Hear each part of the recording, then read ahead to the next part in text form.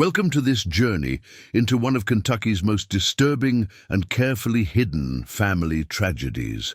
Before we begin, I want to know where you are right now and what time it is as you listen to this story. Are you alone in your room late at night? Driving through empty roads? Tell me in the comments below. There's something about sharing these dark histories together that makes us feel less alone in confronting them. My name is Samuel, and tonight I'm bringing you a case that was deliberately buried by an entire community for over 50 years. A case so disturbing that local authorities, religious leaders, and even newspaper editors conspired to erase it from official records. But as we know, the truth has a way of surfacing, no matter how deep you bury it. The year is 1894.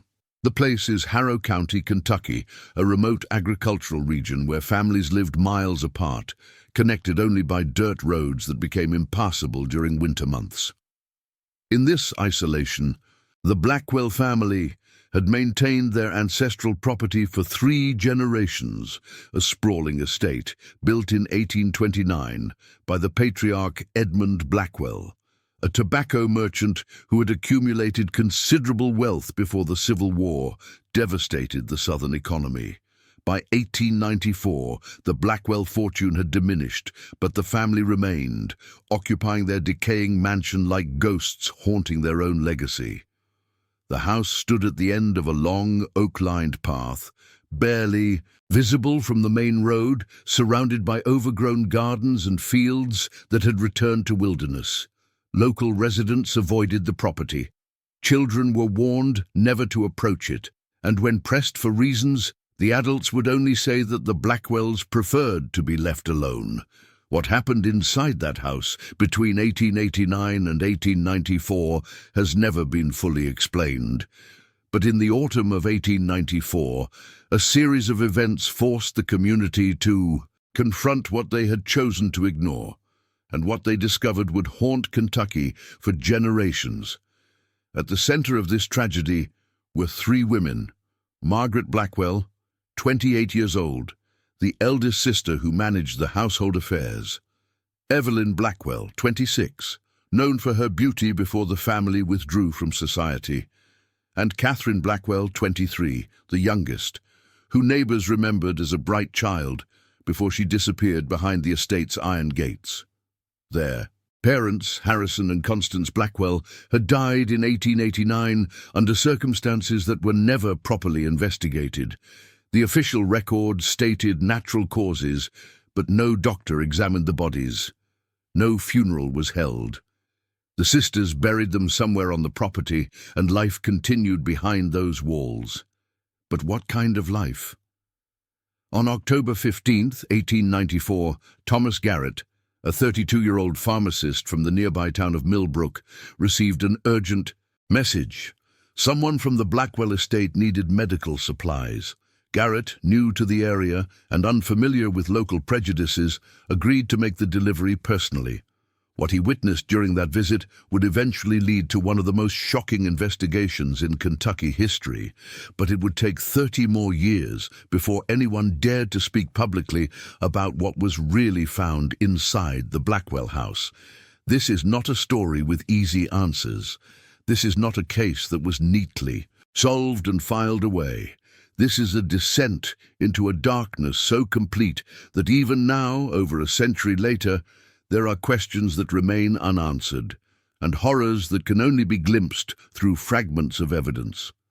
Tonight, we're going to piece together those fragments.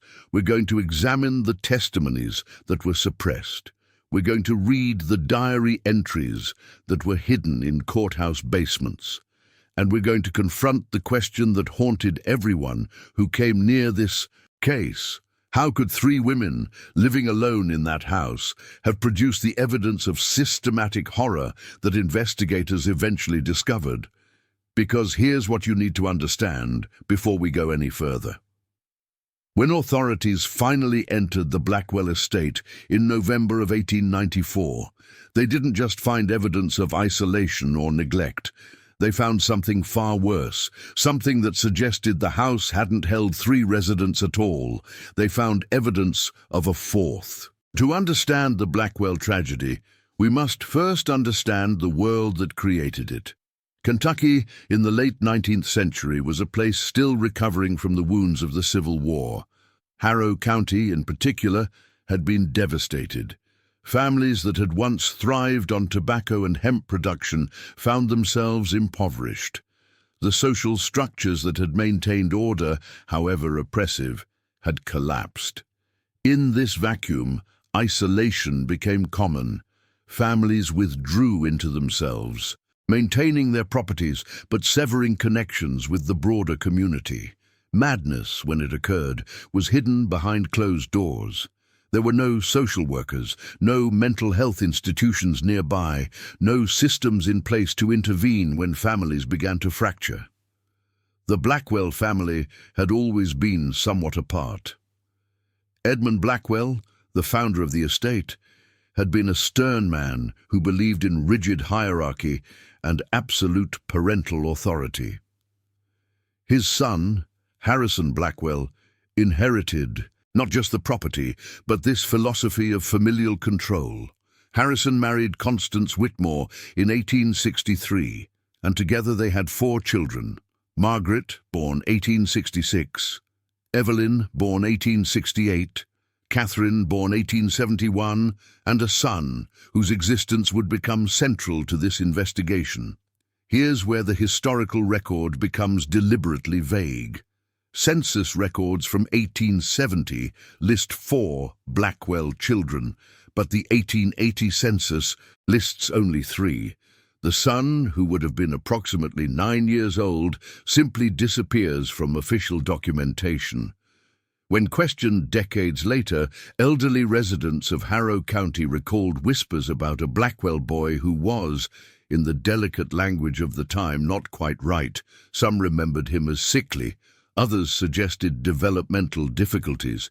One elderly woman, interviewed in 1947, claimed she had seen him once as a child, described him as having a strange, unsettling appearance, though she could not or would not elaborate. What happened to this boy? Why did he vanish from public record? These questions would become crucial to understanding what investigators found in 1894. The Blackwell sisters were, by all accounts, normal children until their teenage years. Margaret attended the local schoolhouse until she was 14, where she was remembered as intelligent and somewhat withdrawn. Evelyn was noted for her musical ability. She played piano at church services until the family stopped attending around 1885. Catherine, the youngest, was described by her teacher as imaginative and sensitive, perhaps too sensitive for the harsh realities of rural Kentucky life. Then, gradually, the family withdrew. Harrison Blackwell stopped coming to town for supplies. Constance was no longer seen at church or community gatherings. The daughters, who had once participated in social events, disappeared from public view. By 1887, the Blackwell estate had become a closed world, its inhabitants glimpsed only occasionally by travelers on the main road. Local merchants noted that supply orders, when they came, were increasingly strange. Large quantities of laudanum, a opium-based painkiller common at the time, unusual amounts of lamp oil, suggesting someone was awake through the night, and food orders that seemed insufficient for 5 people, but too much for 3. The Reverend Thomas Whitfield, who served the county's Methodist Church, made several attempts to visit the family between 1887 and 1889. Each time, he was turned away at the gate by Margaret, who insisted the family was well and desired no visitors. Whitfield noted in his personal journal, discovered in 1952, that Margaret appeared haggard and nervous, her hands shaking as she spoke to him through the iron bars of the gate. In March of 1889, Harrison and Constance Blackwell died. The circumstances were never properly examined. Margaret sent a brief written notice to the town clerk, stating that both parents had succumbed to influenza within days of each other. She requested no assistance with burial, no religious services, no official involvement of any kind. This was unusual but not unprecedented. Families sometimes preferred private burials on their own land, especially if there was concern about contagion. The town clerk, a man named Joseph Brennan, accepted the notice and filed it away. But Brennan noted something in his personal diary, which his grandson donated to the County Historical Society in 1968. He wrote, "Margaret Blackwell's letter was written in a trembling hand, the words barely legible. She requested no death certificates be issued. When I suggested that legal documents might be necessary for inheritance purposes, she wrote back a single line. There is no inheritance to claim and no one to claim it from us." What did she mean by this cryptic statement? After their parents' death, the three sisters lived completely alone, or so everyone assumed. No one visited the property. No one saw the women in town. Supply orders arrived at the estate gate, where payment was left in a lockbox, and goods were collected after the delivery person had gone. This went on for 5 years. 5 years of complete isolation. 5 years during which whatever was happening inside that house continued, unobserved and unchecked. The property itself contributed to this isolation. The Blackwell estate covered nearly 200 acres, much of it dense woodland. The house sat at the center, a 3-story structure built in the Greek Revival style, with tall columns and large windows that were now covered with heavy curtains. A stone wall, built by Edmund Blackwell in the 1830s, surrounded the immediate grounds. The gate was always locked. Neighbors, the closest living nearly a mile away, occasionally reported strange sounds carrying through the night air, screaming, though it was impossible to tell if it was human or animal. The sound of something heavy being dragged. Once, a traveler passing by at dawn claimed to have seen a figure in one of the third-floor windows, a pale face pressing against the glass, but when he looked again, the window was empty. These reports were dismissed as imagination, as the product of local superstition building around an isolated household. But they were documented nonetheless, in letters and diaries that would later be examined by investigators trying to piece together the timeline of horror. By the autumn of 1894, the Blackwell house had been closed to the outside world for nearly a decade. Whatever had begun in those years of isolation had been allowed to develop, to deepen, to become something that would shock even the most hardened investigators of the time. And then Thomas Garrett received that message, requesting medical supplies, and the sealed world of the Blackwell sisters was about to be opened. Thomas Garrett was 32 years old when he arrived in Harrow County in September of 1894. A trained pharmacist from Louisville, he had purchased the struggling drugstore in Millbrook with hopes of building a quiet, respectable practice. He was unmarried, bookish, and possessed of that particular curiosity that made him an excellent pharmacist, but would soon lead him into a nightmare. On the afternoon of October 15th, a young boy arrived at Garrett's drugstore carrying a folded note and $3 silver. The boy, whom Garrett later identified as Samuel Peters, the 11-year-old son of a local farmer, explained that he had been approached on the road by a woman who paid him to deliver the message to the pharmacist. The note was written in elegant but shaky handwriting on expensive paper that had yellowed with age. It read, "The pharmacist is urgently requested to deliver the following items to the Blackwell estate before nightfall: 2 bottles of laudanum, 1 bottle of carbolic acid, cotton bandages, and any medication suitable for fever and infection. Payment is enclosed. Discretion is essential and appreciated." Garrett examined the $3 silver. They were old, dated 1862, worn, smooth but genuine. He questioned the boy about the woman who had given him the message. Samuel described her as pale, wearing a dark dress. That seemed too large for her thin frame, with long dark hair that hung loose rather than pinned up, as was proper for a woman of her age. She looked sick, the boy said, and she kept looking back toward the woods, like someone was following her. Garrett was new enough to the area that the name Blackwell meant nothing particularly ominous to him. He prepared the requested supplies, packed them in his medical bag, and set out on horseback toward the address the boy had indicated. The ride took 40 minutes through increasingly isolated country. The afternoon sun was already descending behind the trees when Garrett reached the overgrown path leading to the Blackwell estate. The iron gate stood open, which he would later realize was significant, as it was usually locked. He rode up the oak-lined drive, noting the oppressive silence. No birds sang, no insects hummed. The air felt heavy, pregnant with something unnameable. The house emerged from the shadows like a monument to decay. Paint peeled from the columns. Several windows on the upper floors were broken, covered from inside with what appeared to be blankets or boards. The front garden had become a wilderness of dead plants and thorny vines. Garrett dismounted and approached the front door. Before he could knock, it opened. The woman standing in the doorway matched the boy's description. Pale, gaunt, wearing a dress that hung on her skeletal frame. Her dark hair was indeed loose, and Garrett could see it was tangled and unwashed. But it was her eyes that struck him most forcefully. They were wide, alert, but with a quality he could only later describe as haunted. "I'm Margaret Blackwell," she said. Her voice was cultured, educated, but hollow. "Thank you for coming. Please, the supplies."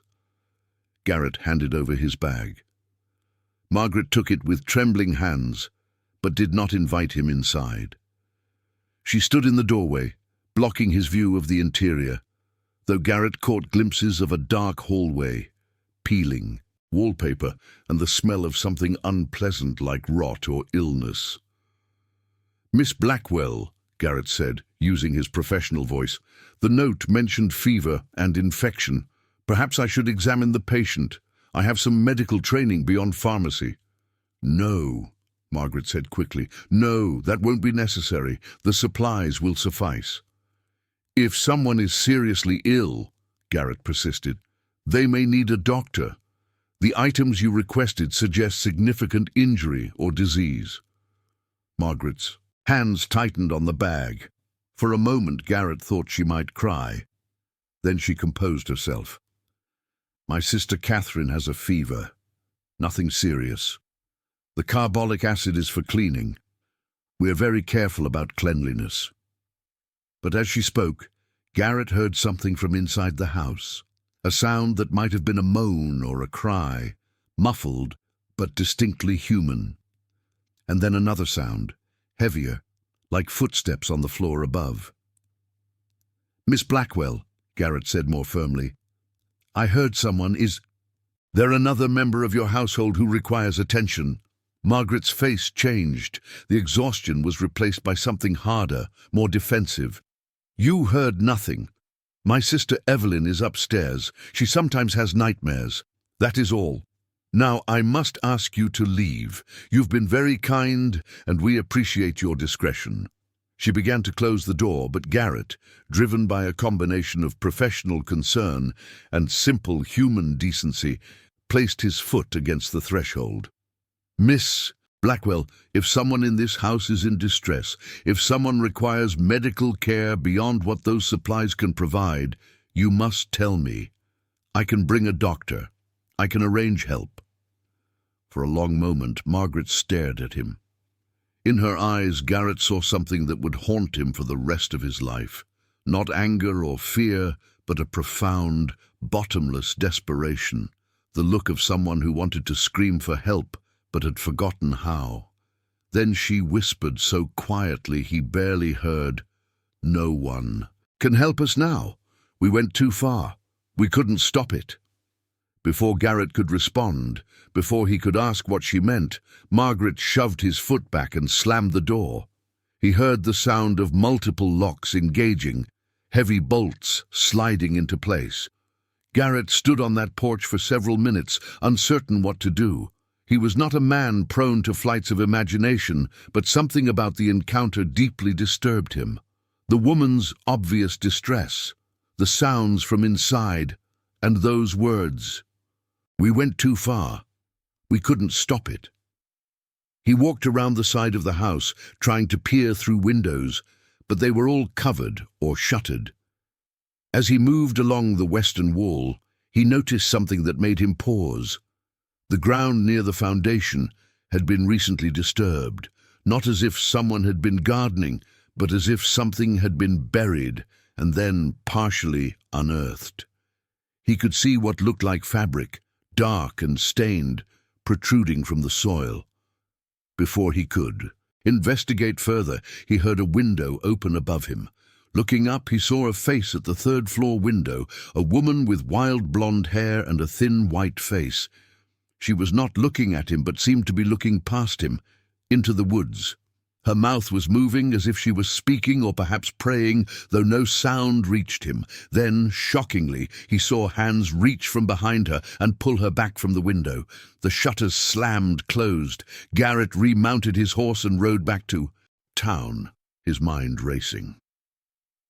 That evening he wrote a detailed account of his visit in his personal journal, which investigators would later use as the first official testimony of what came to be known as the Blackwell case.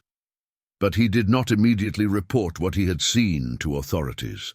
Like so many before him, he told himself it was not his business, that families had a right to privacy, that perhaps he had misunderstood the situation. He would regret this decision for the rest of his life, because 1 month later, on November 20th, a hunter tracking deer through the woods adjacent to the Blackwell property made a discovery that could no longer be ignored. In a small clearing, he found a shallow grave, and what emerged from that grave would finally force the community to confront what had been festering in the Blackwell house for nearly a decade. Tell me in the comments what you think was happening in that house. What do you think Thomas Garrett saw? What do you believe Margaret meant when she said they had gone too far? Share your theories, because as we're about to discover, the truth was far more disturbing than anyone could have imagined. Robert Kirby was 45 years old, an experienced hunter who had tracked game through Harrow County's woods for 3 decades. On the morning of November 20th, 1894, he was following a wounded deer through the forest that bordered the Blackwell estate. The deer's trail led him onto the property itself, though the dense woods bore no markers indicating private land. In a small clearing approximately 300 yards from the main house, Kirby found his deer. But beside the animal, partially concealed beneath fallen leaves and branches, he noticed something that made him forget his quarry entirely. It was a mound of disturbed earth, roughly 6 feet long and 3 feet wide. Recent rain had eroded the soil, exposing what appeared to be fabric, dark fabric, stained with something that had dried to a rusty brown color. Kirby approached cautiously. The fabric was part of a coat, a man's coat of a style that had been common 20 or 30 years earlier. Using a stick, he cleared away more soil and leaves. His stick struck something solid, something that, when he brushed away the dirt, revealed itself to be bone. Human bone. Kirby marked the location and rode immediately to Millbrook, where he reported his discovery to Sheriff William Hutchins. Hutchins, who had served as sheriff for 12 years, listened to Kirby's account with growing unease. Like everyone in Harrow County, he knew about the Blackwell estate. He knew about the family's isolation, and he knew about the whispered rumors that circulated in taverns and general stores. But rumors were not evidence. A body, however, was evidence, and it demanded investigation. Hutchins assembled a small group. Himself, Deputy Martin Cross, the county coroner Dr. Francis Webb, and 2 trusted citizens to serve as witnesses. They rode to the Blackwell estate that same afternoon. What happened next was documented in multiple sources. Sheriff Hutchins kept detailed notes, which were filed with the county clerk. Dr. Webb wrote his own report, which was more clinical but no less disturbing, and both Deputy Cross and the witnesses, merchants named Joseph Brennan and Henry Stilwell, later provided sworn testimonies. The party first examined the grave Kirby had discovered. Dr. Webb confirmed that the remains were human, male, and had been buried for approximately 5 to 10 years, based on the state of decomposition. The clothing suggested someone from an educated family. The coat was well made, though decades out of style. But what disturbed Dr. Webb most was the condition of the skull. Even with his limited forensic knowledge, he could identify evidence of significant trauma. The skull had been fractured in multiple places, suggesting repeated blows with a heavy object. This was not someone who had died naturally and been quietly buried. This was someone who had been killed. Sheriff Hutchins made the decision that had been avoided for far too long. They would enter the Blackwell house and question the inhabitants. The front gate was locked. They knocked repeatedly, calling for Margaret Blackwell to open the door. For nearly 15 minutes, there was no response.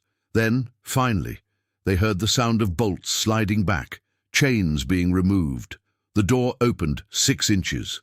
Margaret Blackwell stood in the gap, looking even more haggard than when Thomas Garrett had seen her a month earlier. She had lost more weight. Her skin had a greyish tinge, and her eyes held that same desperate, haunted quality. "What do you want?" she asked. Sheriff Hutchins explained about the body, explained that he needed to come inside, needed to ask questions, needed to ensure everyone in the household was safe and accounted for.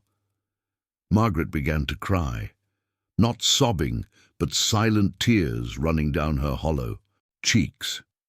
"You can't come in," she whispered. "You can't see, you can't know." "Miss Blackwell," Hutchins said as gently as he could, "I'm afraid I must insist. A body has been found on your property. I need to determine if anyone in this house is in danger." "We're all in danger," Margaret said. "We've always been in danger, from him, from each other, from what we became." And then, to everyone's shock, she stepped back and opened the door fully. What they saw in that first glimpse would be described in testimony as a descent into madness made visible.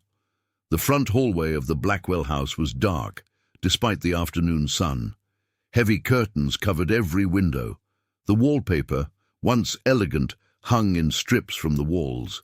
The air was thick with the smell of unwashed bodies, chamber pots that hadn't been emptied, and something else, something sweet and rotting, that Dr. Webb would later identify as untreated infection. Furniture that had once been fine was now broken or stained. Dishes were piled on surfaces covered in mold.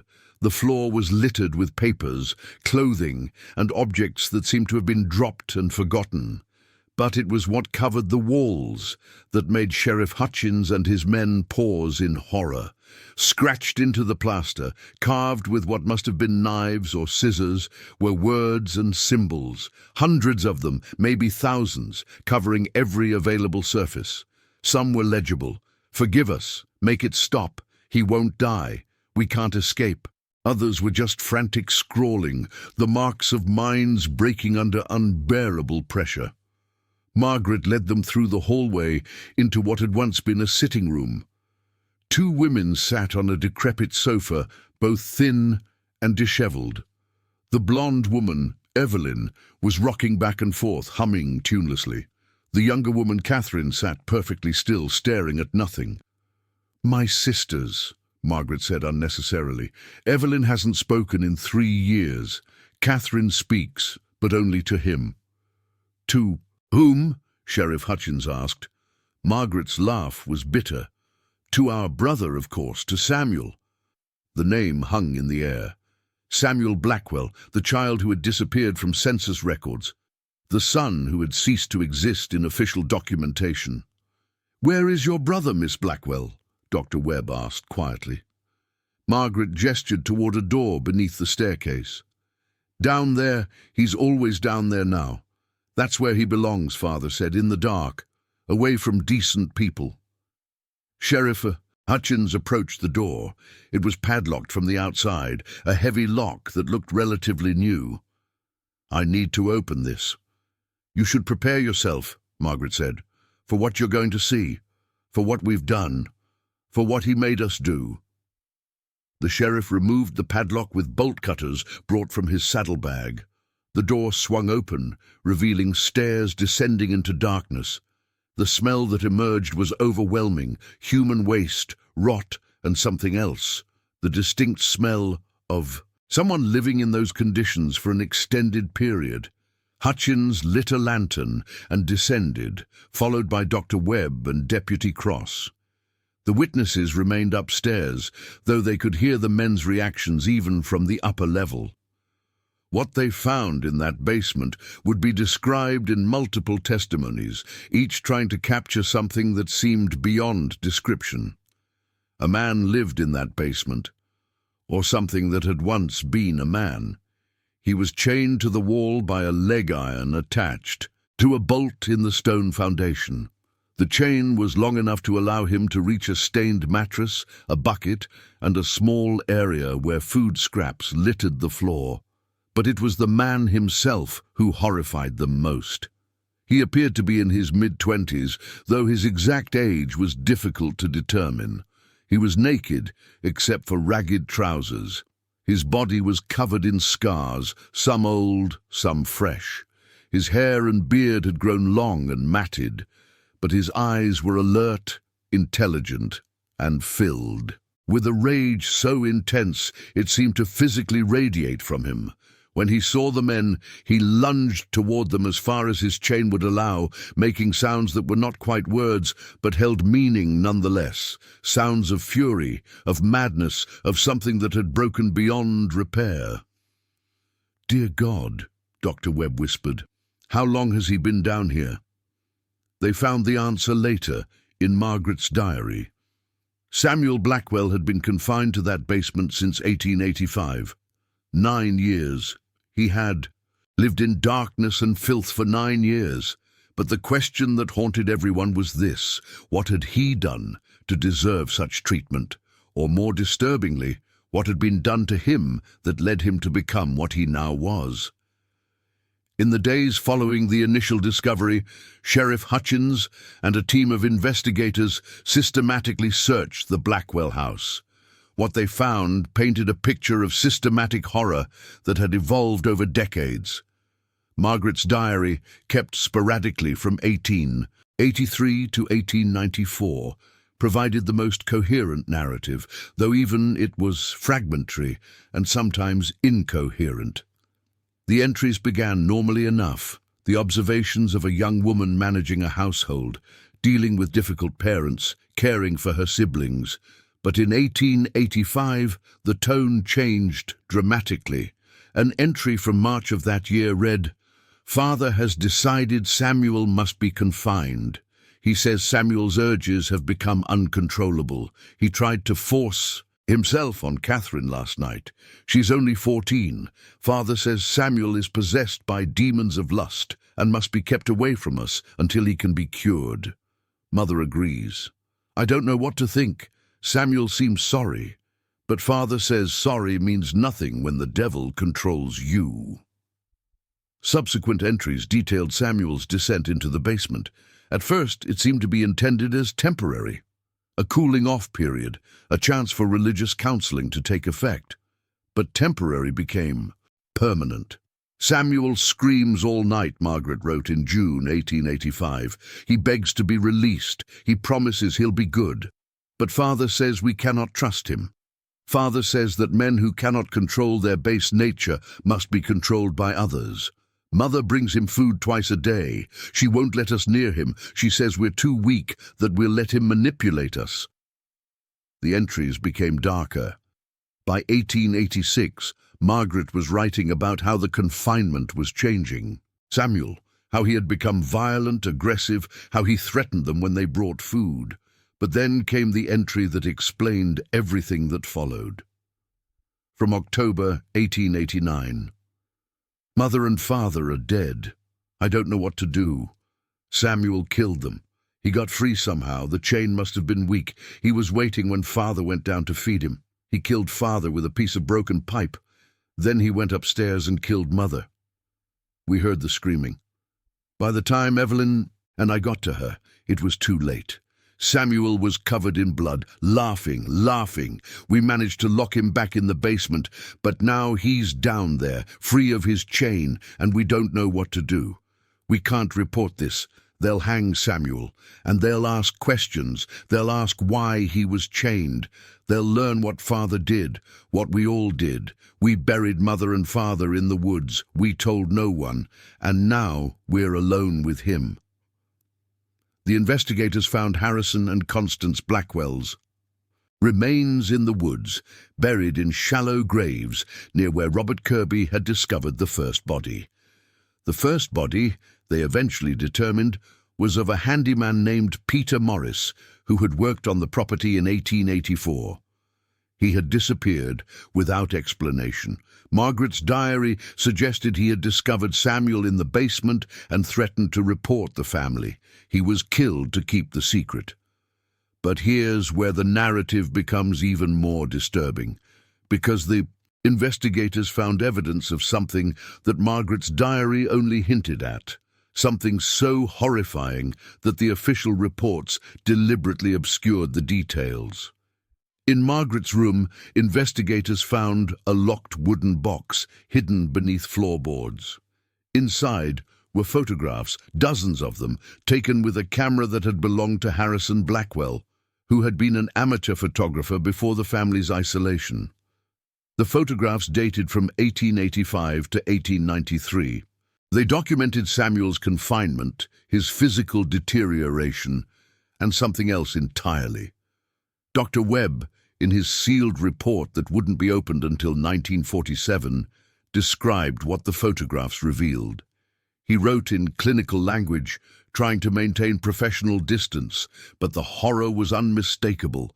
The photographs showed that Samuel had not remained in the basement continuously. At times, he had been brought upstairs, cleaned, dressed in his father's old clothing, and photographed with his sisters. In these images, he appeared almost normal, though there was something disturbing about his eyes, something wild and calculating.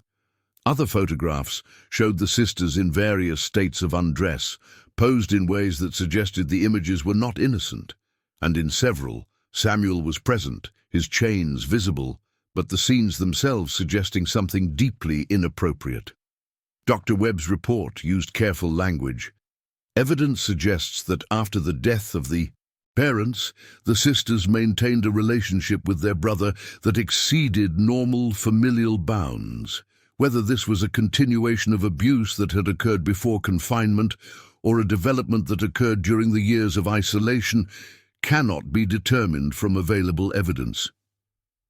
But there was more. In Catherine's room, investigators found medical supplies and evidence that someone had given birth within the past year.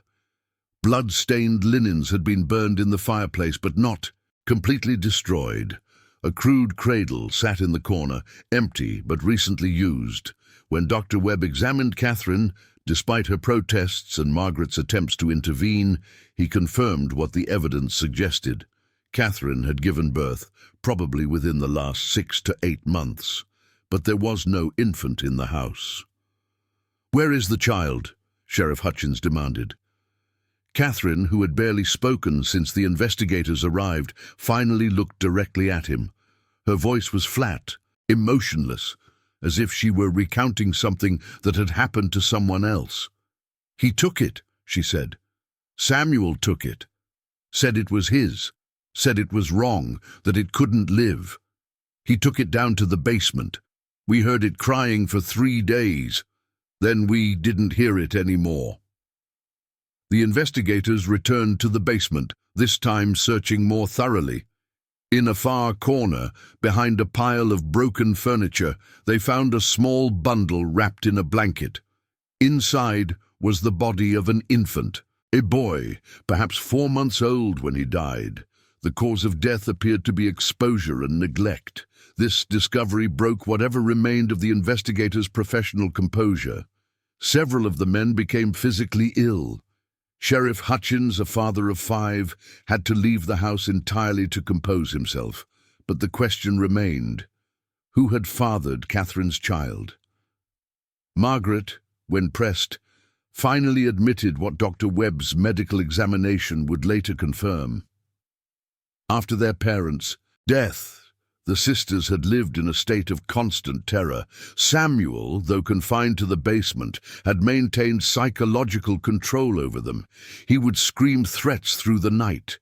He would promise forgiveness if they would only come to him. He would alternate between rage and heartbreaking pleas. And gradually, in their isolation, in their desperate need for human connection, in the twisted dynamics that had been established during their father's lifetime, the boundaries had dissolved completely. "Father used to bring Samuel up," Margaret finally confessed, her voice barely audible.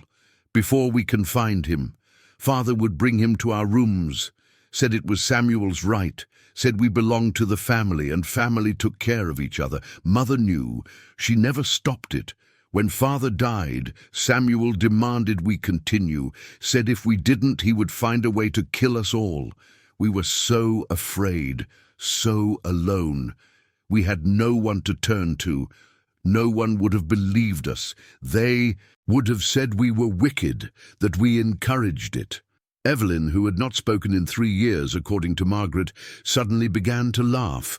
It was a horrible sound, high-pitched and broken, that went on and on until Dr. Webb administered a sedative to calm her.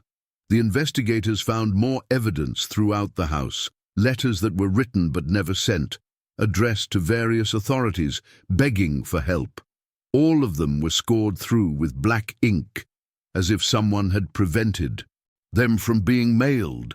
Diaries kept by Evelyn before she stopped speaking, detailing the psychological torment, the night terrors, the sense that they were all trapped in a hell of their own creation. And they found evidence of Catherine's pregnancy documented in Margaret's diary. The sisters had realized she was pregnant in early 1894. They had tried various methods to end the pregnancy, all unsuccessful. When the child was born in July, they had hoped that perhaps it represented some kind of redemption, an innocent life that might break the cycle of horror. But Samuel had other ideas. In his twisted logic, formed by years of confinement and abuse, the child was an abomination that had to be destroyed, and the sisters, broken by years of trauma, had been unable to stop him. The immediate aftermath of the Blackwell case was deliberately obscured by local authorities. Sheriff Hutchins, under pressure from county officials and prominent citizens, minimized the details in his public report. The official story released to newspapers stated only that 3 sisters had been found living in squalid conditions with their mentally ill brother, that evidence of criminal activity had been discovered, and that all parties were being held for evaluation and possible prosecution. But the truth, as it always does, found ways to surface over the decades that followed. Samuel Blackwell was removed from the house on November 21st, 1894. It took 6 men to subdue him, even in his weakened state. He was transported to the Kentucky State Asylum for the Insane in Lakeland, where he would spend the remaining 4 years of his life. Dr. Henry Morrison, who treated Samuel at the asylum, kept detailed notes that were discovered in the facility's archives in 1959. Dr. Morrison's notes painted a picture of a man who was simultaneously a victim and a perpetrator. Samuel had indeed been sexually aggressive toward his younger sisters as a teenager. His father's response, to chain him in a basement rather than seek proper medical or psychiatric care, had been catastrophically wrong. 9 years of isolation had transformed whatever psychological problems Samuel had initially suffered into complete psychotic breakdown. But Morrison also noted that Samuel retained moments of clarity. In these moments, he would weep and beg forgiveness. He would describe in horrifying detail what his father had done to him before the confinement, the abuse that had warped his understanding of family and intimacy. He would talk about the years in darkness, how he had survived by focusing his hatred, how he had promised himself he would make them all suffer as he had suffered. Samuel died in October 1898, officially of pneumonia, though Morrison's private notes suggested he had simply lost the will to live. His body was buried in the asylum cemetery in an unmarked grave. The three sisters fared differently. Catherine, the youngest, suffered a complete mental collapse after the investigation. She was institutionalized in the same asylum where her brother had been held, though they were kept in separate wards. She never recovered her sanity. Nurses' reports described her as catatonic most of the time, occasionally breaking into screaming fits where she would claim that Samuel was still alive, still in the basement, still waiting for her. Catherine died in 1906, aged 35, having spent the last 12 years of her life in an asylum. The cause of death was listed as heart failure, but the attending physician noted that she had simply wasted away, refusing to eat, as if she had decided death was preferable to the memories that haunted her. Evelyn, the middle sister, was released from custody in 1896 after 2 years of psychiatric evaluation. Doctors determined that while traumatized, she was not a danger to herself or others. She was placed in the care of a distant cousin in Ohio who agreed to take her in.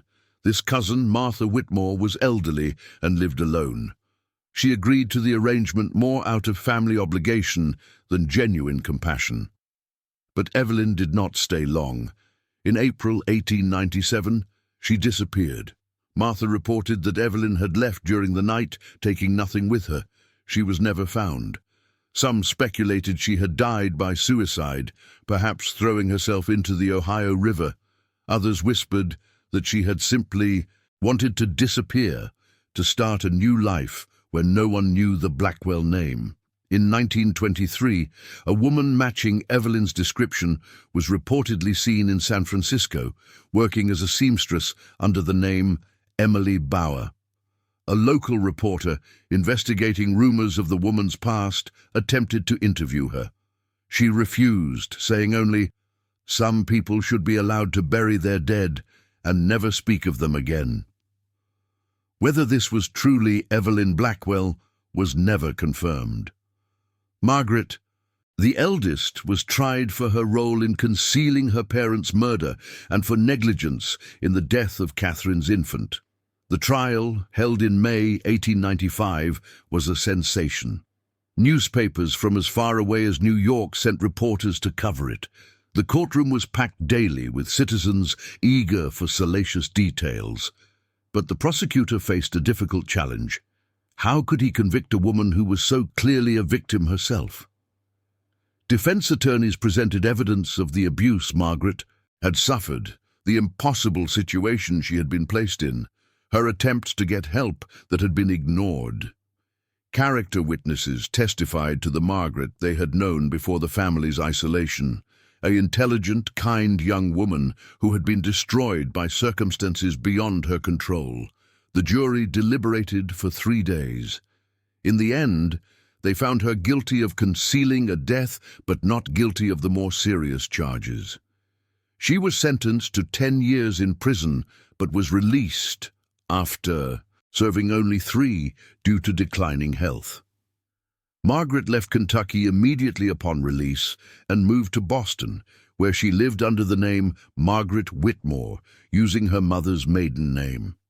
She found work as a governess for wealthy families, never mentioning her past. In 1908, she married a widower named Charles Hartford, a bookkeeper who knew nothing of her history. The marriage was, by all accounts, quiet and without incident. They had no children. Margaret lived until 1934, dying of cancer at age 68. On her deathbed, attended by a priest, she reportedly confessed everything, seeking absolution. The priest, Father Michael O'Brien, kept her confession secret as required by church doctrine, But he wrote in his personal journal that it was the most heartbreaking and disturbing confession he had ever heard.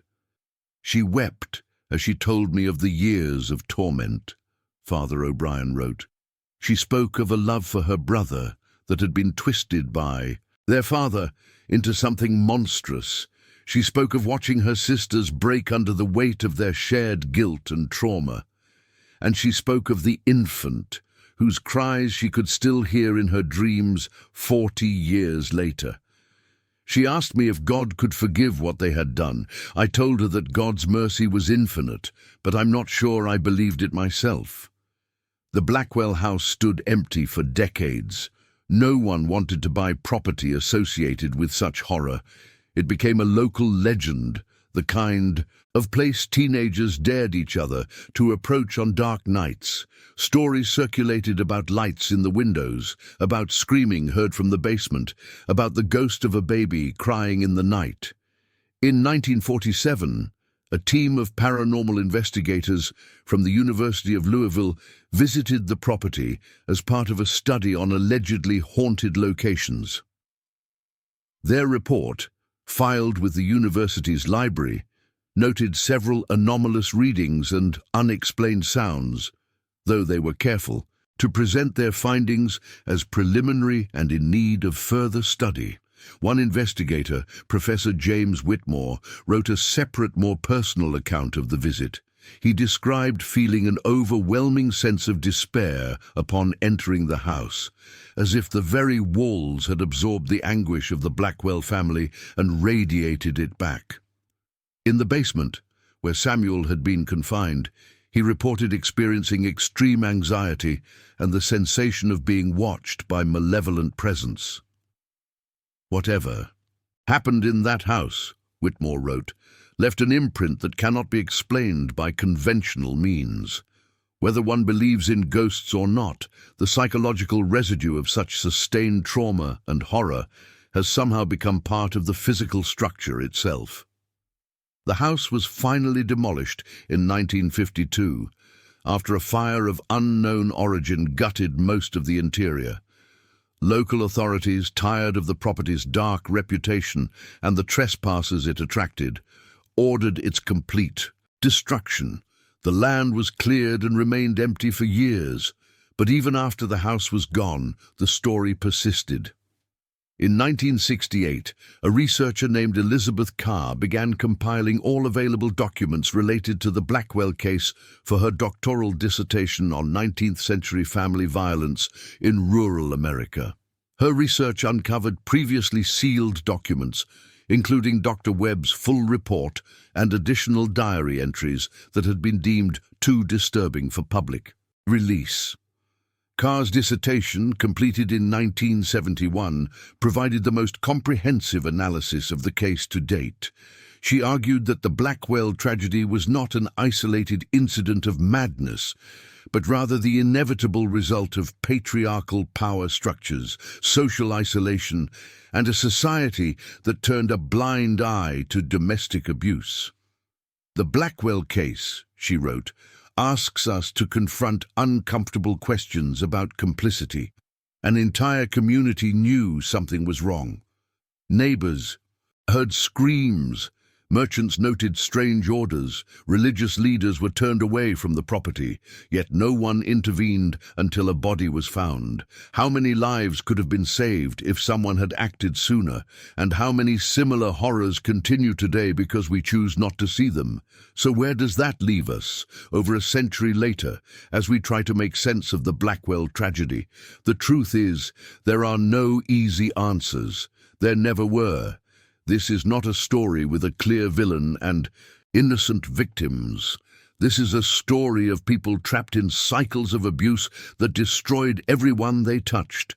Was Samuel Blackwell a monster? Undoubtedly, by the time investigators found him, he had committed monstrous acts. But he was also a victim of his father's brutal response to teenage mental illness. He was a young man who spent his formative years chained in a basement, his psyche twisted by isolation and rage until there was nothing human left. Were the sisters culpable for the horror? They concealed murders. They allowed an infant to die. They participated in acts that violate every norm of human decency. But they were also women, trapped by the social constraints of their time, isolated from help, terrorized by both their brother and the memory of their father's abuse, unable to escape a nightmare that consumed years of their lives. And what about the community that surrounded the Blackwell estate? The neighbors who heard screams and did nothing. The authorities who accepted vague explanations rather than investigating. The society that made it impossible for 3 women to seek help without risking scandal and ruin. Are they not also implicated in this tragedy? Perhaps the most disturbing aspect of the Blackwell case is how preventable it all was. If Harrison Blackwell had sought proper treatment for his son instead of imprisonment, if the community had intervened when the family began its isolation, if any of dozens of warning signs had been heeded, rather than ignored, but they weren't, and so the horror was allowed to develop year after year until it reached a culmination so terrible that even now we struggle to fully comprehend it. There are several theories about what truly happened in that house during those 9 years of isolation. Some believe that Samuel maintained complete psychological control over his sisters, that he was a manipulative psychopath who orchestrated everything from his basement prison. Others argue that the sisters were equally complicit, that the boundaries between victim and perpetrator had become so blurred that such distinctions were meaningless. A third theory, proposed by Elizabeth Carr in her dissertation, suggests that the entire family had been trapped in a cycle of abuse that predated Samuel's confinement, that Harrison Blackwell had created a household environment where normal boundaries had long since dissolved, and Samuel's confinement was not the beginning of the horror, but merely a new chapter in an ongoing nightmare. We'll never know the full truth. Too much was deliberately concealed. Too many documents were sealed or destroyed. Too many witnesses took their secrets to the grave. What we do know is this. To this day, no one knows exactly how many people died on the Blackwell property. The 2 confirmed victims were Harrison and Constance Blackwell, and the handyman Peter Morris. Catherine's infant makes 4. But investigators found evidence of at least 3 other shallow graves in the woods surrounding the house. These were never fully excavated, and no identification was ever made. Were they other workers who discovered the family's secrets? Were they victims of Samuel during brief periods when he escaped his chains? Or were they evidence of something even darker, horrors that occurred before Samuel's confinement during the years when Harrison Blackwell ruled his household with absolute authority? The land where the Blackwell house once stood is now part of a state forest. If you visit Harrow County today, you can hike to the location, though there's nothing to mark it except a slight depression in the earth where the foundation once stood. The forest has reclaimed it, as if nature itself is trying to erase what happened there. But erasure is not the same as healing, and forgetting is not the same as learning.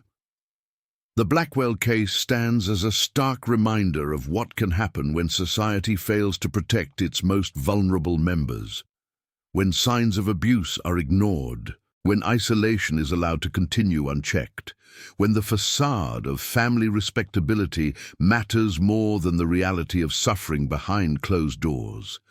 It asks us to consider our own complicity when we choose not to see, when we accept convenient explanations rather than asking difficult questions, when we tell ourselves that what happens behind closed doors is not our business, because somewhere, right now, there is another house where horror is unfolding in silence, another family trapped in cycles of abuse and trauma, another situation that could be stopped if someone chose to intervene.